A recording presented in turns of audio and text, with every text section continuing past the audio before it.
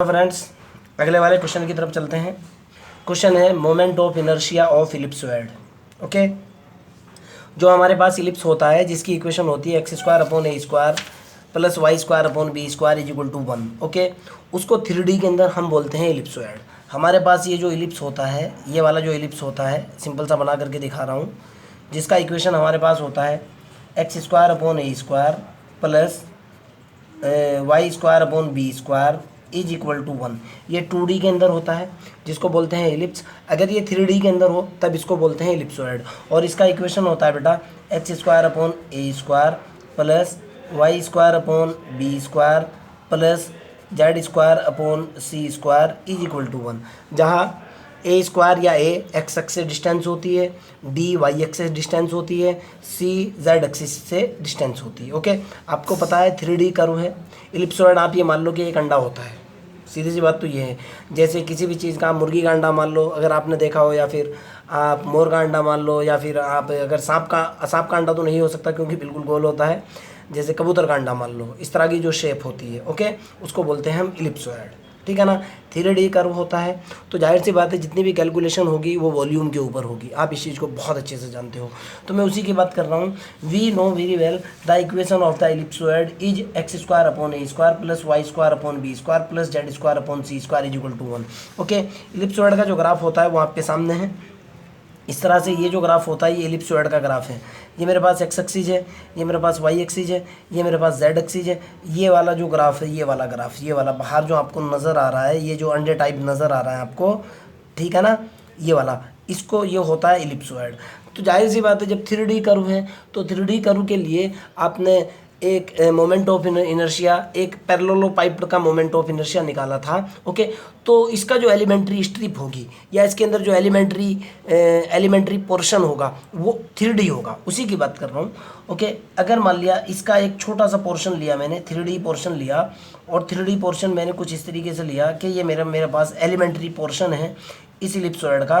Suppose that ये वाला है ऐसे, ओके, इलिप्सॉइड का पोर्शन ले लिया, और ये वाले पॉइंट को मैंने मान लिया P x, y, z। मानने के बाद ये मेरे पास सिर्फ उतना ही निकाल रहा हूँ जितने की मेरे को ज़रूरत है।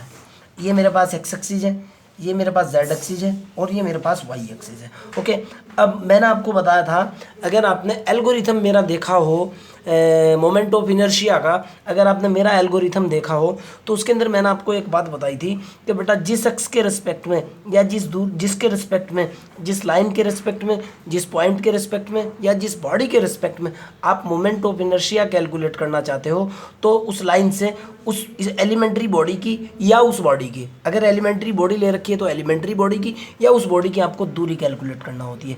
तो एलिमेंट्री बॉडी तो मेरी ये है, ये मेरा इलिप्सॉइड है, ये मेरा इलिप्सॉइड है, देखो ऐसे, ये सपोज दैट ये मेरा इलिप्सॉइड है। ओके, उसकी बात नहीं कर रहा हूँ।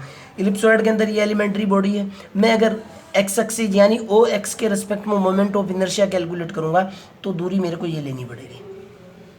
क्लियर है ना? अब देखो, दूरी एक्स एक्सिस के ऊपर जो कोऑर्डिनेट होते हैं कितने होते हैं? x, 0, 0 होते हैं। ओके, यानी मेरे पास सिचुएशन जो बनी, एक पॉइंट तो बना मेरे पास ये, एक सपोज दैट ए पॉइंट है x 0, 0, और दूसरे वाला पॉइंट P है मेरे पास, वो है x, y और z। बेटा बात नहीं, दोनों की सपोज दैट ये पॉइंट मैंने P डैश मान लो, इसको P मान लो, मेरे को निकालनी है P डैश। आपको पता है P डैश जो दूरी होती है वो होती है under the root x1 minus x2 का square plus y1 minus y2 का square plus z1 minus z2 का स्क्वायर। ये होती है ना, मैं दूरी कैलकुलेट कर रहा हूँ। तो मेरे पास P डैश कितना निकल करके आएगा बेटा? P डैश होगा under the root x1 x2 यानी x माइनस x का स्क्वायर प्लस 0 माइनस y का स्क्वायर प्लस 0 माइनस z का स्क्वायर। दूरी कितनी आ जाएगी? P डैश जो दूरी होगी वो होगी अंडर द रूट, ये तो 0 हुआ, प्लस के y स्क्वायर हुआ, प्लस के z स्क्वायर हुआ, यानी P डैश जो निकल करके आया वो निकला under the root y square plus के z स्क्वायर। और ये दूरी निकली मेरे पास OX से, OX से दूरी की बात कर रहा हूँ, OX से ये वाली दूरी कैलकुलेट हो चुकी। ओके, अगर मैं एलिमेंट्री लेता हूँ, एलिमेंट्री पोर्शन ले रहा हूँ, तो जाहिर सी बात है एलिमेंट्री पोर्शन की तीन चीज़ें होंगी। अगर मान लिया जाए ये वाली डेल्टा एक्स है और ये वाली डेल्टा वाई है और ये वाला डेल्टा जेड है, तो इसका जो एलिमेंट्री वॉल्यूम होगा कितना होगा, डेल्टा एक्स डेल्टा वाई और डेल्टा जेड होगा ना। ओके, समझो फिर आप ये देखो, आपको हो तो मैं दोबारा बना करके समझा दूंगा। ये देखो ये सिचुएशन है, ये वाली दूरी मैंने डेल्टा एक्स ले ली, ये वाली अगर डेल्टा वाई ले लूँ और ये वाली ऊपर वाली, ओके, या ये वाली आप ये वाली डेल्टा जेड ले लो। ओके, तो इसका एलिमेंट्री वॉल्यूम होगा delta x delta Y delta z. आप इस चीज़ को बहुत अच्छे से जानते हो, उसी की बात कर रहा हूँ। तो कंसीडर मैंने एलिमेंट्री वॉल्यूम कंसीडर किया। ग्राफ ज़्यादा नहीं बड़ा नहीं बना सकता क्योंकि फिर समझाने में और उसमें क्या कहें पेज ज़्यादा लगते हैं, क्या मतलब निकलता है काम का वेस्ट करने का। ओके, तो इस एलिमेंट्री बॉडी का जो वॉल्यूम होगा वो होगा delta x delta Y delta z, और मैंने लिया इसको पॉजिटिव ऑक्टेंट में। ओके, पॉजिटिव ऑक्टेंट का मतलब है फर्स्ट क्वाड्रेंट में मैंने इसको ले लिया। ओके, जैसे अगर मैं बात करूँ ये फर्स्ट क्वाड्रेंट होगा, सेकंड क्वाड्रेंट होगा, थर्ड क्वाड्रेंट होगा, फोर्थ क्वाड्रेंट होगा। बीएससी फाइनल के स्टूडेंट हो, आपको इतना पता है। फर्स्ट क्वाड्रेंट के अंदर मैंने एलिमेंट्री स्ट्रिप ले लिया, एलिमेंट्री वॉल्यूम ले लिया और उसका volume delta x delta y और डेल्टा जेड। ओके, अब मास की बात करते हैं। ये जो एलिमेंट्री पोर्शन है आपको पता है जो इसका मास होता है वो rho into delta x delta Y into delta Z होता है। अगर ये 2D होता तो रो इंटू एरिया होता, अगर 3D होता अगर 1D होता रो इंटू लेंथ, 2D होता रो इंटू एरिया, 3D है रो इंटू वॉल्यूम। ओके, इससे ज़्यादा तो हो ही नहीं सकता। Okay, distance. ओके, अब देखो आप इस पॉइंट P से मैंने डिस्टेंस पहले ही कैलकुलेट कर चुका, P डैश, ये वाली दूरी पहले से ही कैलकुलेट कर चुका। अगर ये वाला पॉइंट P है और ये P डैश और P है, ये दूरी मैं पहले से ही कैलकुलेट कर चुका जो कि वाई स्क्वायर प्लस के जेड स्क्वायर के बराबर है। ओके, आगे चलते हैं। हमारे पास जो मोमेंट ऑफ इनर्शिया का फार्मूला होता है, मोमेंट ऑफ इनर्शिया का फार्मूला होता है MI शॉर्ट में होता है R स्क्वायर इंटू मास, यही होता है ना। दूरी देखो आप, और मोमेंट ऑफ इनर्शिया में किसके रिस्पेक्ट में ले रहा हूँ, OX के रिस्पेक्ट में। This is very important point. आप किसके रिस्पेक्ट में मोमेंट ऑफ इनर्शिया कैलकुलेट कर रहे हो, जिसके रिस्पेक्ट में आप मोमेंट ऑफ इनर्शिया कैलकुलेट कर रहे हो दूरी वहीं से कैलकुलेट की जानी है और वहाँ तक कैलकुलेशन होनी है जो एलिमेंट्री पोर्शन है आपका। This is the important point. पूरे मोमेंट ऑफ इनर्शिया की जान है इस लाइन के अंदर जो आपको बोल करके बता रहा हूँ मैं। जिसके रिस्पेक्ट में अबाउट OX ले रहे हो, OX के रिस्पेक्ट में अगर ले रहे हो तो दूरी OX से कैलकुलेट की जाएगी, जहाँ आपकी एलिमेंट्री बॉडी है वहाँ तक ली जाएगी। एलिमेंट्री बॉडी की दूरी PP डैश है, यही मैंने PP डैश निकाली है, PP dash. Okay, moment of inertia का फार्मूला होता है R स्क्वायर इंटू है।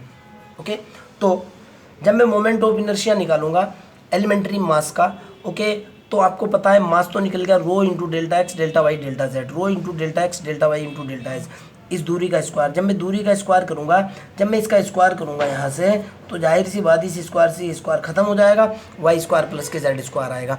क्यों आएगा, मोमेंट ऑफ इनर्शिया का फार्मूला होता है R स्क्वायर इंटू एम। बिल्कुल ट्रांसपेरेंट, नो डाउट। आगे चलते हैं, आगे की तरफ चलते हैं भाई। तो मेरे पास जो निकल करके आया बेटा मोमेंट ऑफ इनर्शिया निकला।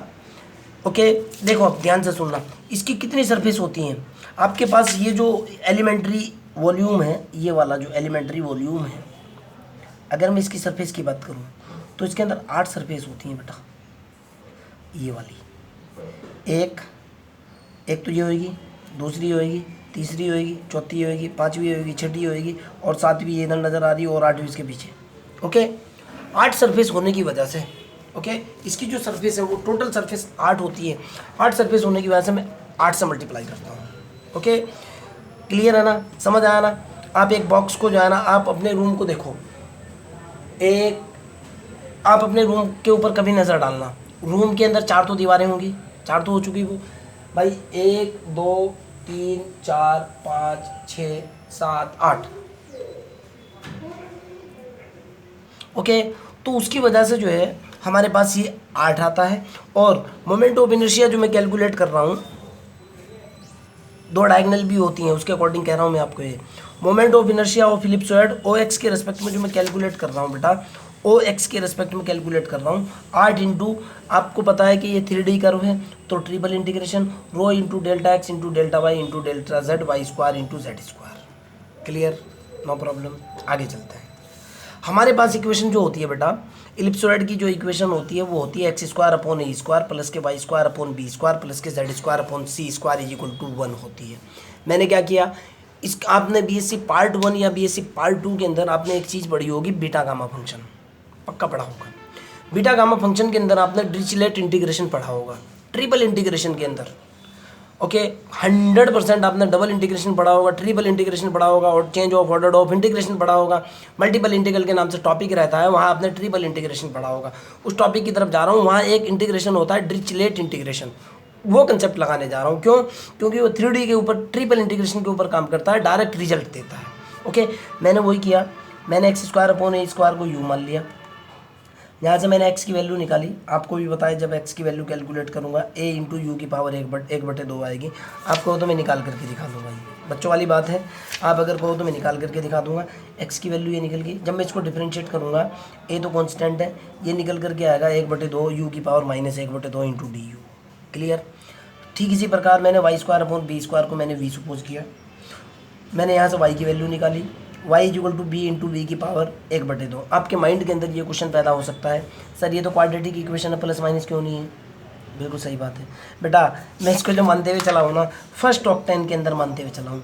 फर्स्ट ऑक्टेन के अंदर एक्स भी, वाई भी और जेड भी पॉजिटिव होगा, इसलिए मैंने नेगेटिव छोड़ दिया, डाउट नहीं बिल्कुल भी।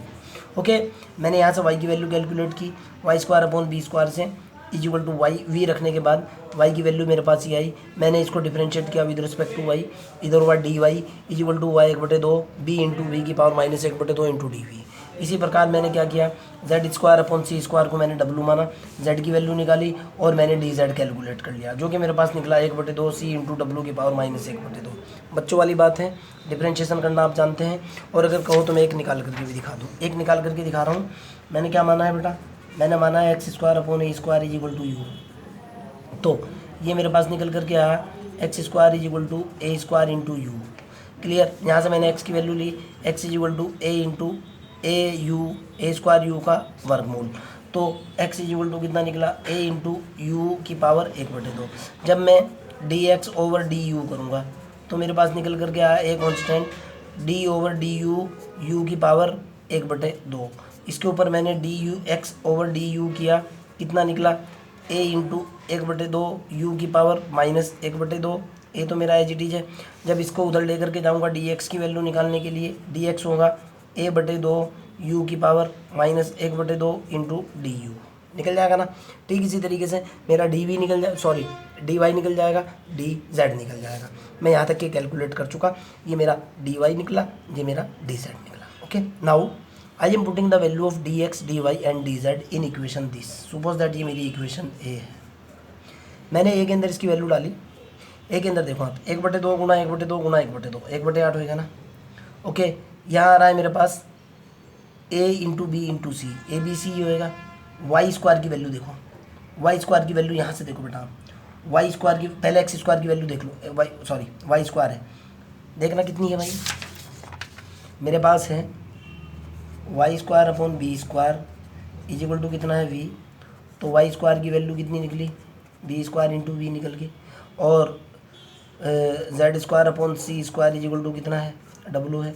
जेड स्क्वायर की वैल्यू निकली सी स्क्वायर इंटू डब्लू, ये निकली ना, देखो आप निकल गई ना।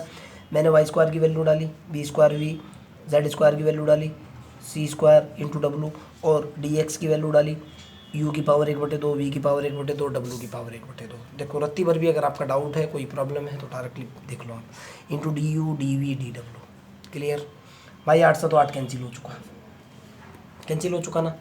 आगे चलते हैं, जब 8 से 8 कैंसिल हो चुका तो मोमेंट ऑफ इनर्शिया मेरे पास निकल करके आया बेटा, ध्यान से देखना है अब आपको।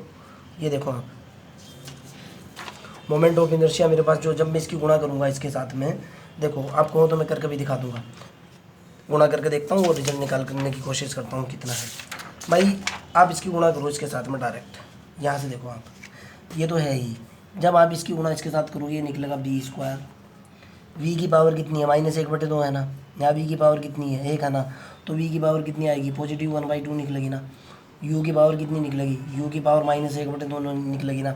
डब्लू की पावर कितनी निकलेगी -1/2 निकलेगी ना। जब आपने इसकी गुणा इसके साथ की, प्लस अगले वाला सी स्क्वायर होगा, यू की पावर कितनी होगी, -1/2 होगी। वी की पावर कितनी होगी, -1/2 होगी। लेकिन डब्ल्यू की पावर कितनी, यहाँ 1 -1/2, यानी पॉजिटिव 1/2। ये स्टेप निकलेगा ना आपका, ठीक है ना। वो जो चल रहा है dx dy dz वो तो चल ही रहा है। इधर रो ए बी सी जो चल रहा है वो तो चल ही रहा है। ओके, मैं बीच वाली कैलकुलेशन की बात कर रहा हूँ। ये देखो आपके पास यही निकल करके आया, रो ए बी सी तो आपके पास है ही, ये तो था ही। ये वो आपका b², u की पावर 1/2 -1। ओके रुको भैया, शॉर्ट मारा हुआ है। ओके ये निकल गया ना। इसको देखो बेटा मैं क्या लिख सकता हूँ, अब ये स्टेप मैच करूँगा। ये तो हुआ मेरे पास रो ए बी सी तो है ही। ये देखो बेटा b² तो एज इट इज है। सबसे पहले u की पावर पा जाओ, u की पावर -1/2 है। क्या u को मैं ऐसे ही लिख सकता, 1/2 -1 नहीं कर सकता। 1/2 के अंदर से जब मैं 1 घटाऊंगा तो u की पावर -1/2 आ जाएगी ना। v की पावर कितनी है, v की पावर 1/2 है। क्या मैं v की पावर को 3/2 -1 नहीं कर सकता, 3/2 के अंदर से 1 जाएगा तो v की पावर 1/2 आ जाएगी। क्या मैं w को जो कि -1/2 पावर है, इसको मैं 1/2 -1 नहीं कर सकता, -1/2 आ जाएगी।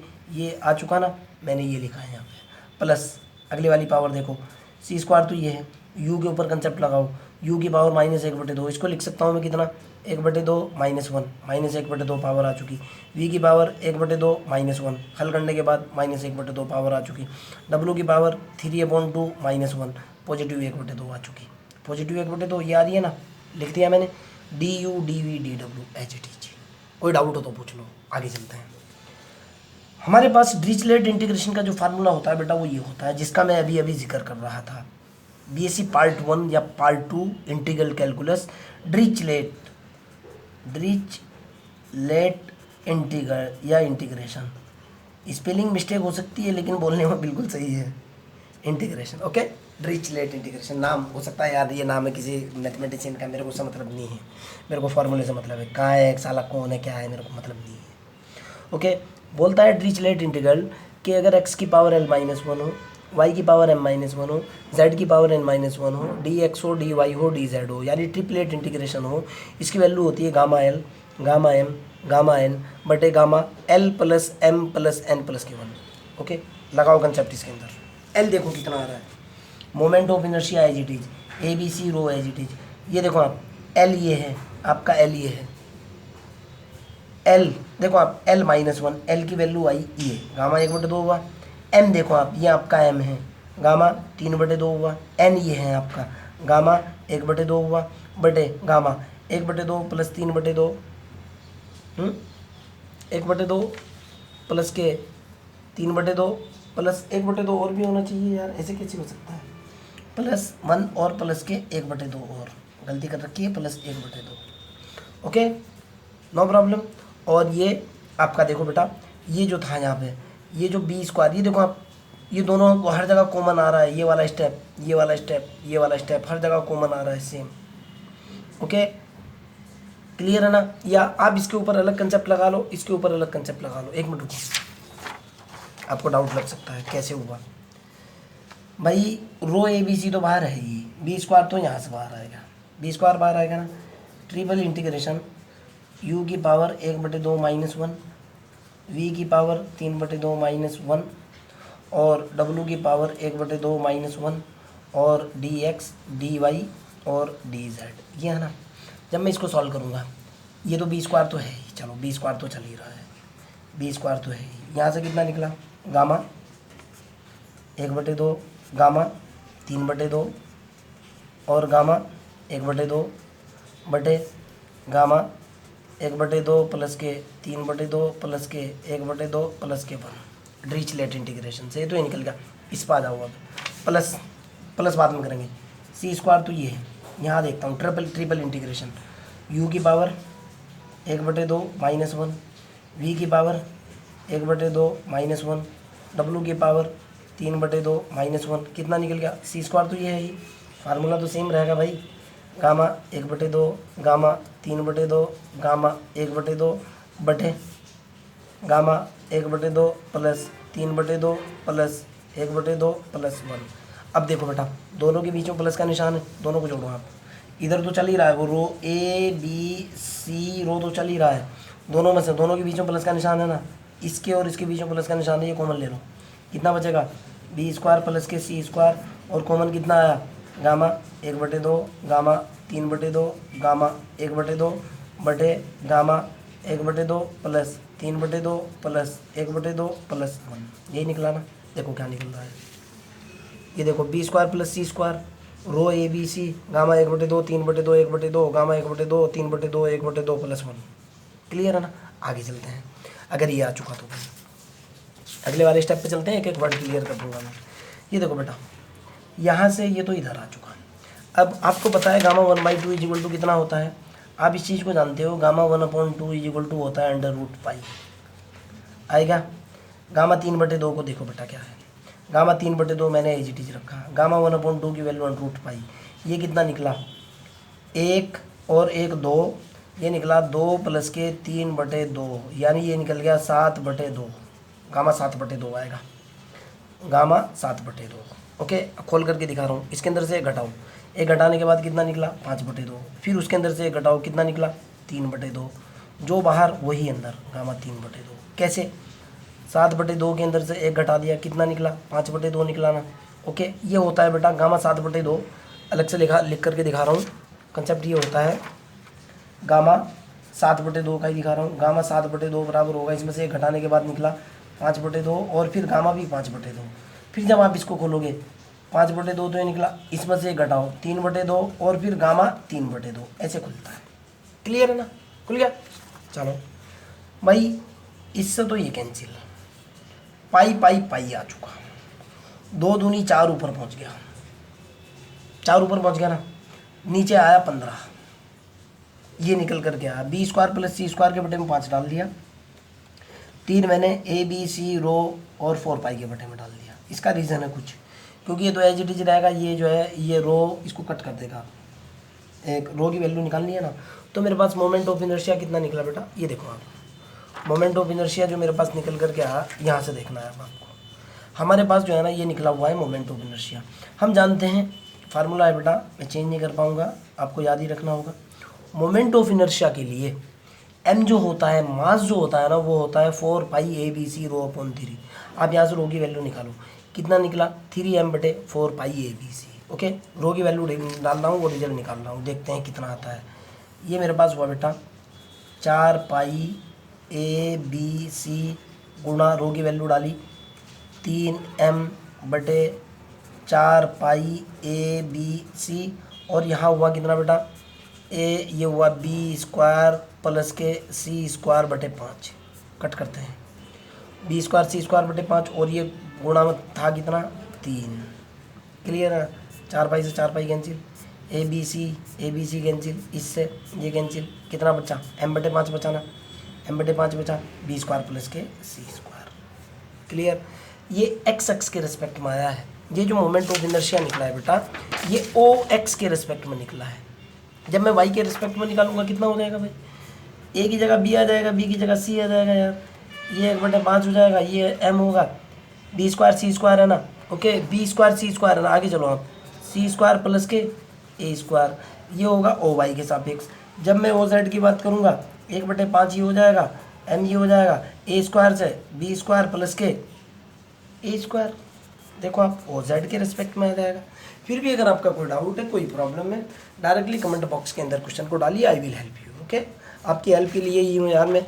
और हाँ, एक बात और भी, फ्री ऑफ कॉस्ट, कुछ नहीं तो कुछ नहीं, तुम्हें अच्छा लगे या बुरा लगे भाई, नहीं दूंगा तो नहीं दूंगा भाई।